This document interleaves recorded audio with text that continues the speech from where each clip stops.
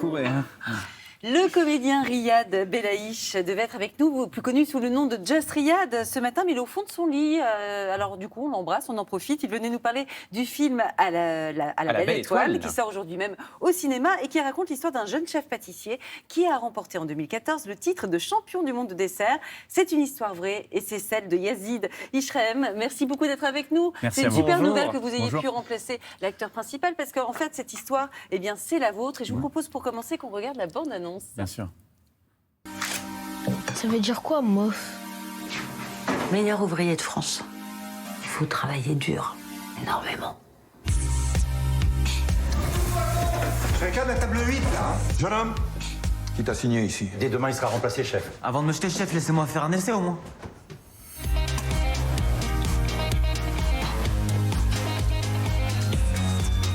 On va le garder, le petit.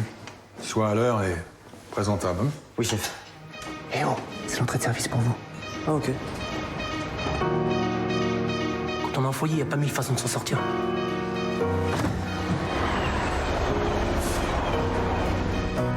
C'est plus possible de le garder, ça devient trop grave. Yazid, il a un talent, il est en train de le développer, faut pas tout casser. C'est quoi tout ça? Ils vont me détruire si je reste ici. Enfin, je vous en supplie, laissez-moi y croire, s'il vous plaît. Ça va changer ma vie. Est-ce que l'un d'entre vous veut faire partie de l'équipe de France de pâtisserie? Bravo. MBF, meilleur bougnoule de France. Je prépare les championnats du monde et j'ai besoin d'un sponsor. Plus de nerfs, là, t'es en train de me relâcher, t'es où, là? Chef, comment on devient le meilleur? C'est pas un Paris-Brest, ça, c'est un Paris-Chiasse. Tu veux être le meilleur ou un génie de la pâtisserie? Win. Et comment on sait si on est l'un ou l'autre? Tu le sauras.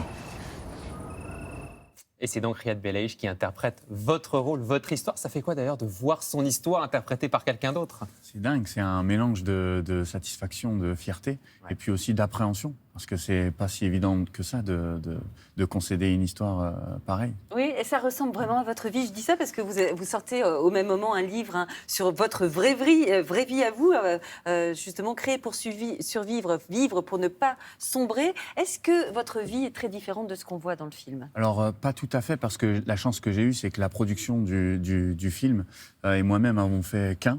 Donc, on a essayé d'avoir une vision à la fois romancée, légèrement édulcorée, de manière à ce que ça passe pour le grand public au cinéma, mais raconter la vie d'un homme de 25 ans en 1h40, c'est forcément un pari assez compliqué. Et c'est pour ça que j'ai voulu... Votre vie à vous, est-ce que le mot trash est vraiment adapté? Est-ce que c'est beaucoup? Elle est pas loin d'être trash, dark et tous les synonymes qui vont avec. Ça a mal commencé, on peut le dire. Vous étiez en famille d'accueil. Et c'est à travers, d'ailleurs, une de vos familles d'accueil que vous découvrez l'amour de la pâtisserie. Exactement. J'ai grandi en famille d'accueil jusqu'à l'âge de 8 ans, avant d'aller au foyer, dans un foyer de jeunes. Et leurs deux fils étaient pâtissiers. Un travaillait à Leclerc, l'autre à Cora. Et puis j'ai commencé la pâtisserie par manque de reconnaissance, en voulant faire des gâteaux comme eux au début. Mais vous devenez pâtissier complètement autodidacte. On le voit dans le film, c'est-à-dire que vous les regardez faire, mais ce sont des pâtissiers pas 5 étoiles. Exactement. Et vous voulez chercher, vous voulez trouver exactement les meilleures recettes. J'ai grandi avec le goût populaire de la pâtisserie, forcément, parce que c'était le goût de la grande distribution. Et ce qui se passe, c'est que j'ai grandi donc, chez ma tati et mon tonton à l'aide sociale à l'enfance du lundi au vendredi.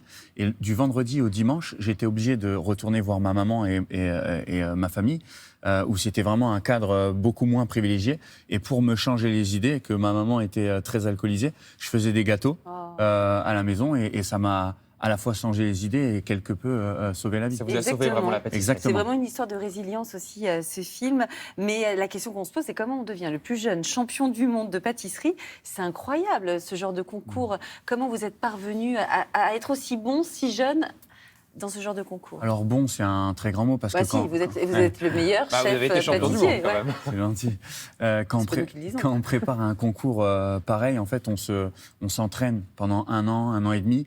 Et je pense, avec le recul et toute la psychologie qu'il a fallu engendrer pour faire tout ça, c'est peut-être un manque de reconnaissance depuis la naissance qui a fait que j'ai voulu viser très haut et transcender les codes. Ça vous a fait du bien, ce titre? Quand on vous l'a décerné, ça a réparé quelque chose en vous? Ça n'a pas réparé, mais ça m'a apporté crédibilité pour faire beaucoup plus de choses. Et faire du bien, c'est vraiment le mot... aux autres. Et Exactement. alors justement, il y a un dessert qu'on voit en boucle dans le film, qui est un peu le fil conducteur de ce film. Bah, je crois que vous n'êtes pas venu les mains vides, justement. Exactement. Je crois que vous l'avez apporté, ce dessert. Vous l'avez fait Regardez. quand ce matin, à 3 Alors, heures ça à 5h30 du matin. Oh là là, mais c'est Merci, magnifique. Pépé, notre assistant réalisateur, C'est qui quoi nous apporte. Je vais vous le Racontez-nous Magnifique ce cerise. dessert.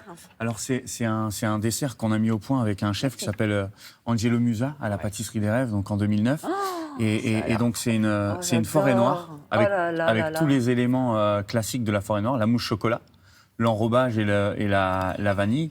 Et en fait, on l'a designé en forme de cerise de manière à avoir le goût et la texture Et de on la forêt voit noire. dans le film que pour arriver à ça, vous y passez des heures, vous Ouais. entraînez. Au début, il vous dit, bon, visuellement, c'est pas ça quand même. Exactement. Puis vous continuez. C'était environ 100 heures de travail pour la mettre au Une point. centaine d'heures de Ça vous travail. plaît Voilà, là, Julia Quand je fais est, ça, ça veut dire elle est que au niveau Non, mais c'est orgasmique. là.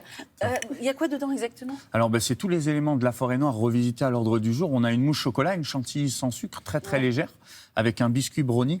Et on a remplacé les traditionnels copeaux de chocolat par un fin enrobage chocolat. Et comme me dit Elodie Bourgoin, notre productrice, dans l'oreillette, elle me dit pendant tout le film, j'avais envie de la goûter, cette forêt noire. Elle est Vous avez la dingue. chance, Elle on est peut là. la goûter. Elle est dingue. Merci. Alors, vous restez avec nous. On va déguster un petit peu cette forêt noire. On va se retrouver dans un instant en direct pour la suite de ce Télématin. Donc, ça s'appelle À la belle étoile. Ça sort au cinéma aujourd'hui. C'est votre histoire. Et on en parle dans Merci un à vous. instant. C'est À pas tout trop de suite. sucré? Non.